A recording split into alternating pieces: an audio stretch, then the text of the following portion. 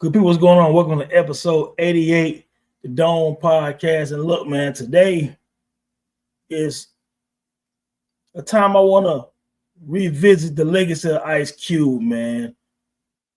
And for some reason,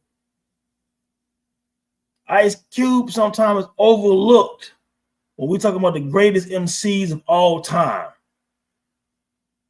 Sometimes Ice Cube is overlooked when we talk about these top 10 lists. Sometimes Ice Cube is overlooked when we talk about the greatest albums of all time list. Sometimes Ice Cube is overlooked when we talk about the greatest West Coast albums of all times. Now, not by real West Coast and real hip-hop heads, of course, but sometimes I see lists and I see these albums ranked over Ice Cube albums. And I'm taken back because I don't understand it. And I always tell people, you have to do the knowledge. Ice Cube, the Don Mega, I've talked about on Twitter for over a decade. I've talked about his career in detail for years.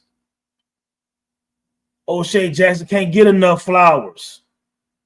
But today I like to do it again because I feel like when it comes to the legacy of Ice Cube, for some reason, a lot of people who call themselves aficionados of this culture leave Ice Cube off these lists. I've seen greatest MCs of all time lists, and Ice Cube is ranked like number 18 or 25 or 30. Now, I know some people will say, well, man, those are just lists that you shouldn't pay any attention to.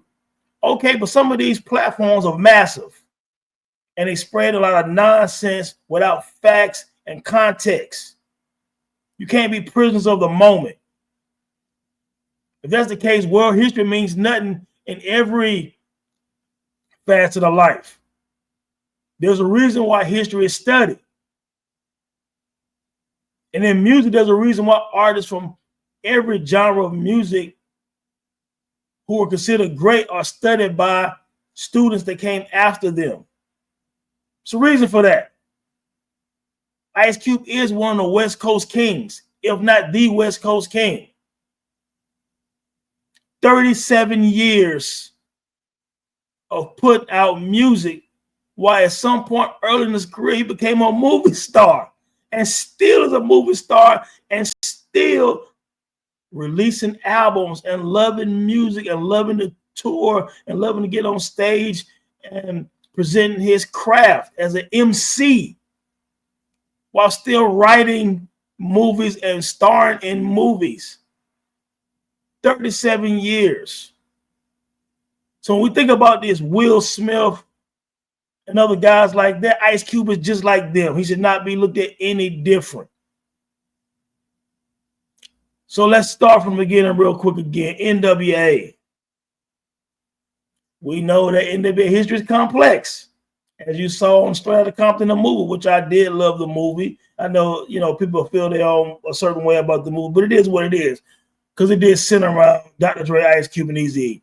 Which those are the faces of NWA, but, I did want MC Ren, shout out to Ren and Yella, DOC and all of them, get a little bit more run, and Arabian Prince, too. I know he was around in the beginning.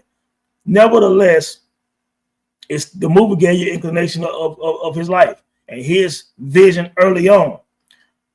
So you look at Straight Outta Compton, 1988 rather, and you think about that, and you think about what he meant to the group as one of the writers. Of course, we know MC Ren, amazing. I've done posts on MC Ren and his writing credits and things like that, and DOC and stuff.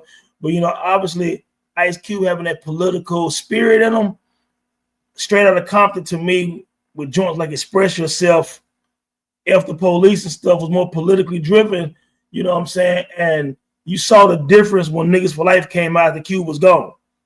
Niggas for Life was probably one of the best produced albums in hip-hop history. But the subject matter was not like Straight Outta Compton. Straight Outta Compton, yeah, is it a gangsta album to a degree? Yes, but it's a reality rap as well. You know what I'm saying? And it's centered around a lot of things that was going on the West Coast, a lot of things going on in Compton and LA and things like that with the police, with, you know what I'm saying, difference in race relations and things of that nature. So it touched on a lot of stuff, and the plight, of course, and struggle in certain communities. Now, Niggas for Life didn't have that. Niggas for Life sounded amazing sonically, but it just wasn't straight out of Compton. And I do believe that to a degree, Ice Cube has something to do with that subject matter, because you saw that just 2 years later, he's gone and he does he does America Most Wanted first. And America Most Wanted is political. And he does it with the Bomb Squad, which is Chuck D, the Shockley brothers and everyone, with Public Enemy. So you got Ice Cube coming from the West Coast and NWA, and his debut album is with Public Enemy. You know what I'm saying? Which is nuts when you think about it. But in that context, I give the source, and I do give New York and the East Coast, because I know there's always this thing with East versus West. But Ice Cube did get 5 mics for America's Most Wanted. One of the first acts to get the coveted 5 mics in the Source magazine. So that cannot be overlooked. So props for that, because it was a flawless album. It was hard. And the funny thing is, Ice Cube didn't diss NWA on America's Most Wanted, even though NWA was already taking shots at Cube. You know what I'm saying? And Cube was the one smart enough at the time to say, hey, man, this contract from Jerry Heller, Outkast said, this don't look right. You know what I'm saying? I'm not doing it. You know what I'm saying? So he bounced. You know what I'm saying? And it is what it is. History after that. But you look at America's Most Wanted, how many people followed up a classic debut with another classic? And some people think the Death Certificate, which is his second album, was better than America's Most Wanted. I go back and forth because I recently listened to both of them again, and it's like throwing a quarter heads or tails before a sports event. I don't know. Some days I think America's Most Wanted is the greatest album Ice Cube ever done. Sometimes I think it's a Death Certificate. You know what I'm saying? But nevertheless, you come out in 1990 with the debut, in 1991 with Death Certificate. But let me just, for some context, show you how busy Ice Cube was. And he was the most prolific MC probably of 1990 and to like 1994. So let's look at this for a second. America's Most Wanted 1990.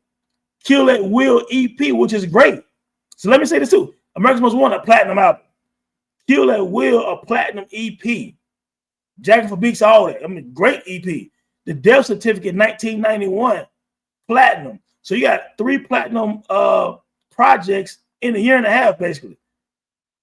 The Predator 1992, platinum. Lethal Injection 1993, platinum. You see what I'm saying? So you have 5 platinum projects, 4 years, basically. Amazing. So then he steps back for a minute, gets with Dub C and Mac 10, and starts the West Side Connection.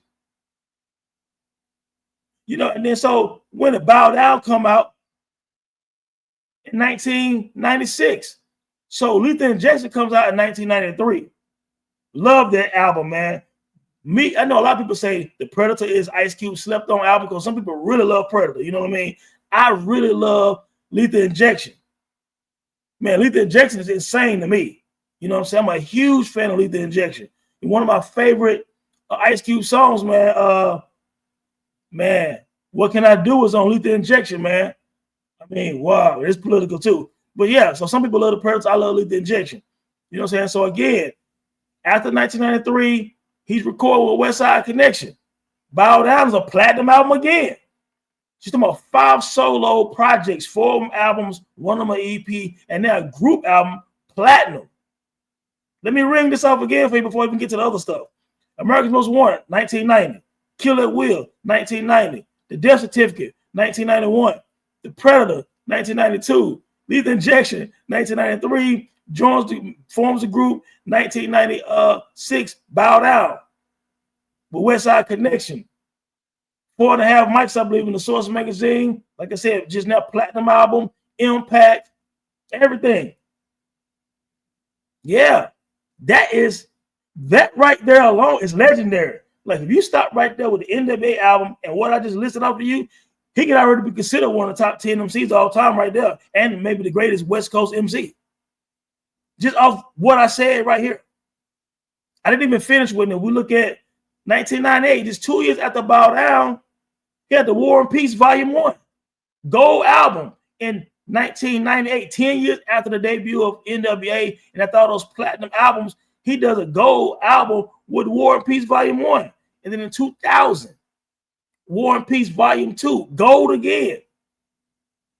To go gold 12 years after your first verses on NWA album, I'm just looking at it. We're looking at timelines now. Longevity, respect from his peers, respect from the fans who still was rocking with him. This is the time people, I know some of you guys might not think gold is a big deal, but 12 years into your career still making gold albums, that's 500,000 shipped.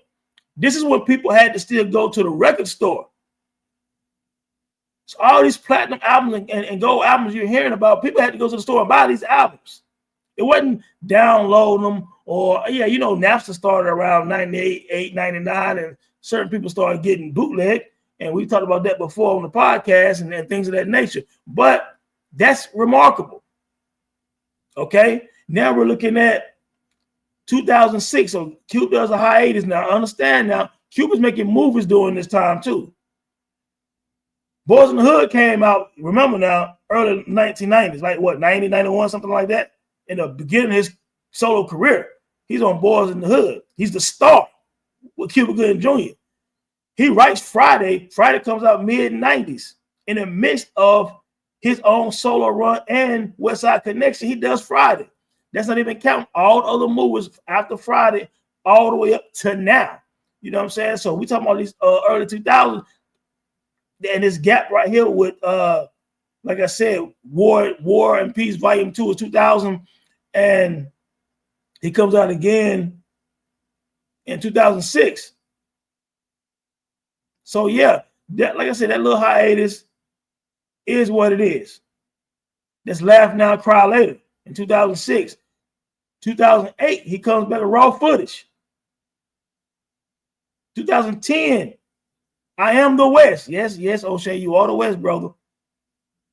And then, of course, you got this long hiatus. He comes back with Everything's Corrupt is in 2018, so that's a hiatus. You know what I'm saying? Then 2024, he came out with Man Down. But in 2022, he came out with the what's the joint? The West Coast Mount Rushmore, Westmore. You know what I'm saying? With 40 Short and Snoop. Give your love back to the West. Listen to all these projects, man. But let me go back real quick one time. He had a gold album with Bow Down in 1996, West Side Connection, but he came back out 2003, West Side Connection, Terrorist Threat, and went gold again, West Side Connection, 2 gold albums, West Side Connection. Well, 1 platinum and 1 gold. This is amazing stuff, guys. You know what I'm saying? Like when you look at this body of work Ice Cube has, and at the same time, he's a Hollywood star writing movies, not just being an actor, but being a writer / director and all that over a lot of projects. Some having sequels to it. I mean, think about the barbershop movies.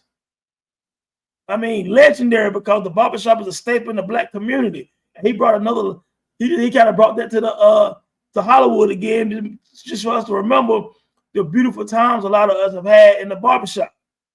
You know what I'm saying? Like, are we there yet? Kid movie.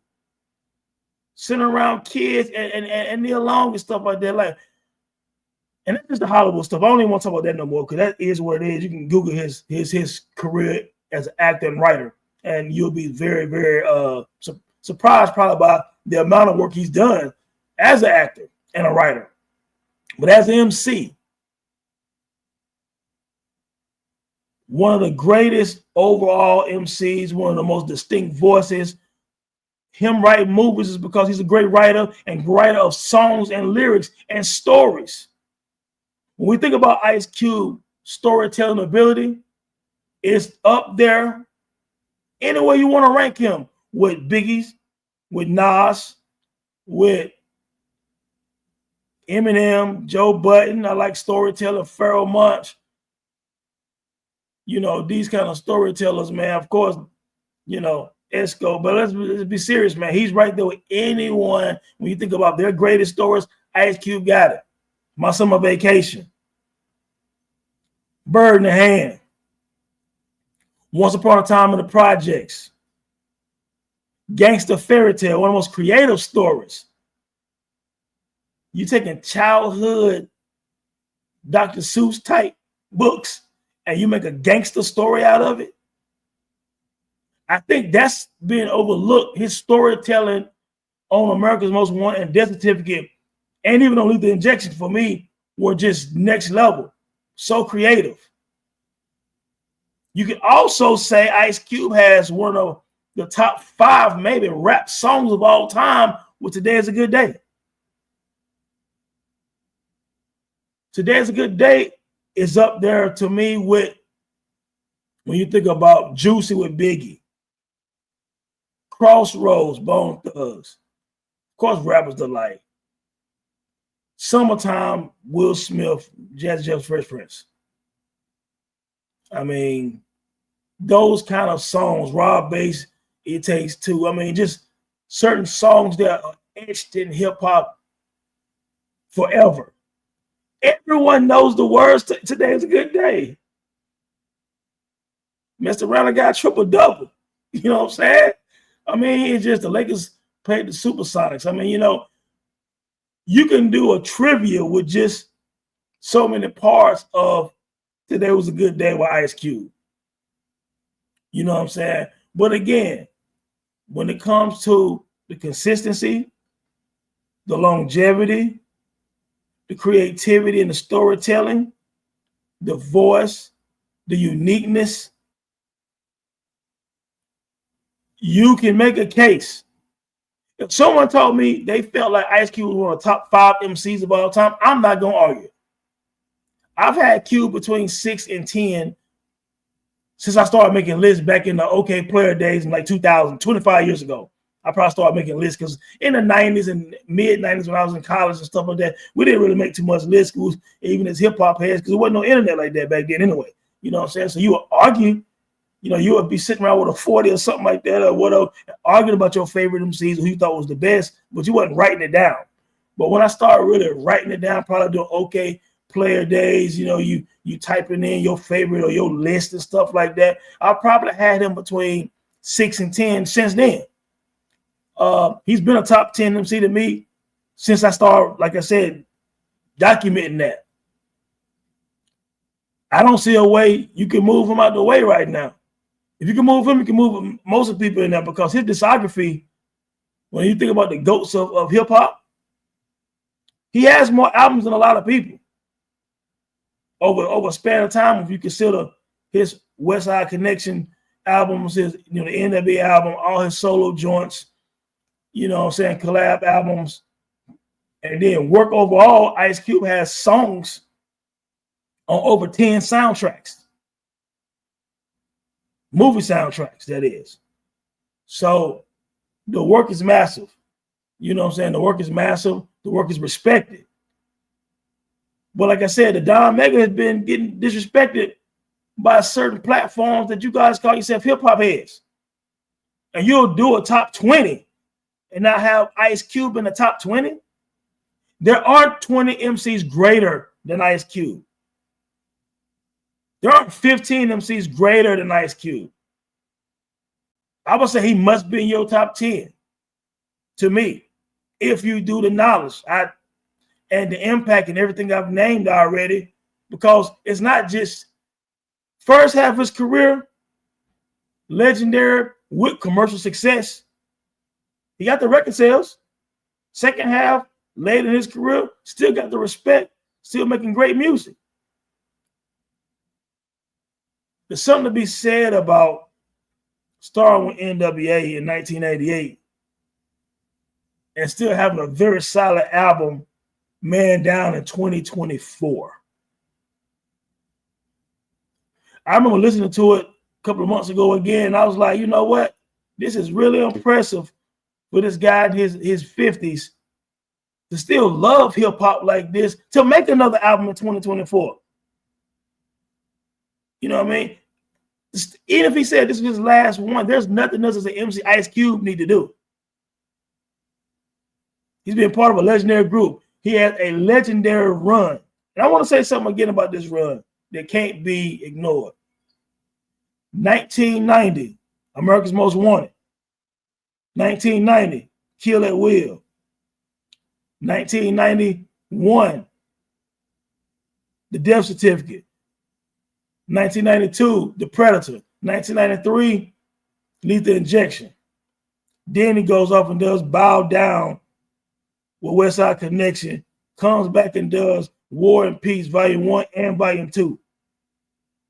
Starting in the 2000s, he goes into Laugh Now, Cry Later. I'm going to tell you, it's a track.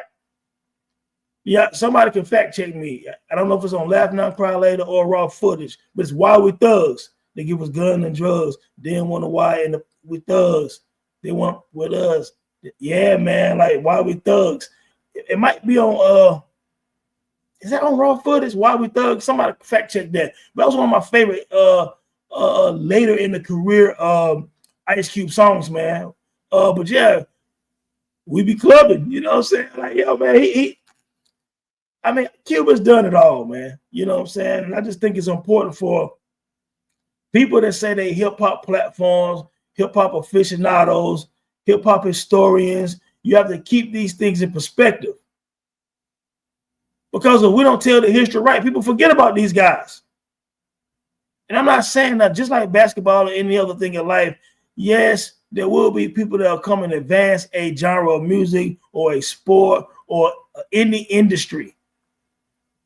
A brain surgeon now is more advanced in science than a brain surgeon in 1975, 1945, 1910. You know what I mean? Same thing in music. You know, there are circumstances where it's hard to pass certain albums by the masses or certain monumental game-changing things. We understand some of those. That's another whole debate for another day. But in terms of MCing right now, we do know certain goats will get moved down. New goats will be compared to them, will surpass some of them and things like that. And maybe you feel like certain people have surpassed, you know, somebody like Ice Cube, maybe. But real quick, the greatest West Coast MCs of all time, who are they to you? So I'm not going to put in order, but let me just say this. Just MCs, West Coast. You got Ice Cube. You got Snoop. You got Kendrick Lamar. You have MC8, DJ Quick, Raz Kass, Crooked I. DOC is from Texas, but if you want to call that West Coast, DOC, who could end up being the GOAT of the West Coast and one of the greatest MCs of all time, had that accident not happen. Eazy-E, one of the greats, but of course, Eazy didn't write like that. He more a hustler, businessman, rapper, but you know what I mean. Souls of Mischief got great MCs in their group. You know what I'm saying? Like, there's a lot of great, the game is a dope MC. You know what I'm saying? Like, there's a lot of dope, and I'm going to leave some out. I'm just saying, for example, you can make a case Ice Cube is the king of the West Coast. Now, the new king of the West Coast is Kendrick Lamar. That's not a slight to Cube. We know that this era is Kendrick Lamar's era for the West Coast, just like Ice Cube owned the 90s with the West Coast, the early part, and then Snoop became more famous in terms of Doggy Style and music and all that. But you can debate if Doggy Style is better than America's Most Wanted, Death Certificate. More popular, more famous, yeah. So, but do you think that Doggy Style is better than America's Most Wanted? Do you think Doggy Style is better than the Death Certificate? Those are good conversations. But Snoop discography is not better than Ice Cube discography. Bigger, yes. Better, not really. What's Snoop's second best album? The Blue Carpet Treatment Problem. That's a great album. Way better than a lot of people give it credit for.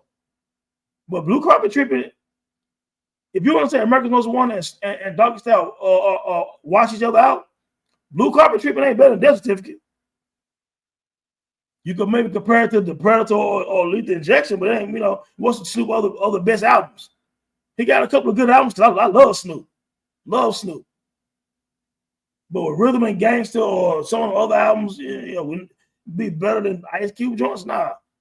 Album-wise, Ice Cube got Snoop. but Snoop got bigger singles probably. You know what I'm saying? But that's how they go. Outside of that, I'm ranking Ice Cube over Snoop for the King of the West. All right, Kendrick Lamar discography versus Ice Cube. Now we got a good conversation to me because Kendrick is great at making albums to me. So if it's anyone who, and the game makes great albums, you know what I'm saying? But if anyone maybe can touch Kendrick a little, Ice Cube with albums, Kendrick might fall in that conversation. You want to compare Ice Cube albums to Kendrick Lamar albums? Let's take 5 versus 5. Good conversation. Maybe something to think about.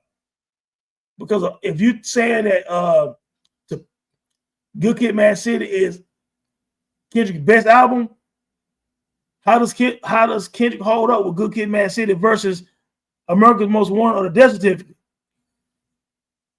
I can't say it's better than America's Most Wanted to me. I don't know. I can't say it's better than Death Certificate to me. It's right there. Good conversation, good debate. To Pimp a Butterfly and Good Kid versus the Death Certificate and America's Most Wanted. Might be talking about something. Maybe you can compare Damn and GNX to the Predator and to Lethal Injection. See, that's where Kendrick might gotta have an edge at when it comes to those two. But maybe not the first two. I don't know. These are just good conversations. Maybe that's something one day to talk about Ice Cube versus Kendrick in terms of the new school king of the West versus the old school king of the West. You know what I'm saying? That might be a conversation.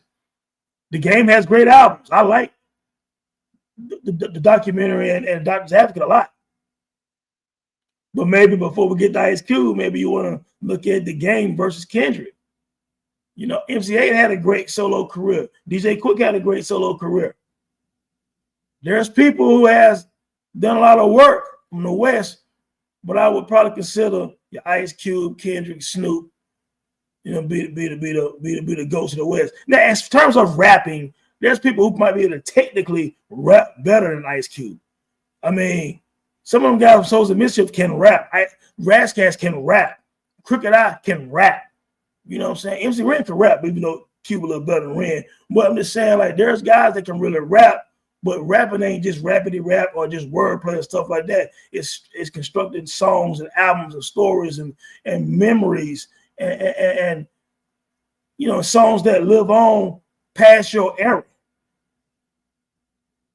So that's kind of where it is with that. And when it comes to the all-time list, you can discuss Ice Cube with Rakim, KRS-One, Kane, G-Rap, and some of them. Because Ice Cube discography is bigger than Rakim's. It's not bigger than KRS-One's because KRS-One got like 30 albums, but it's bigger than Rakim discography. And you can make a case is you take Eric B. and Rakim solo like 5 albums versus Ice Cube, you got a good conversation. I think Paid in Full versus America's Most Wanted is a legit good conversation to have. 2 monumental albums.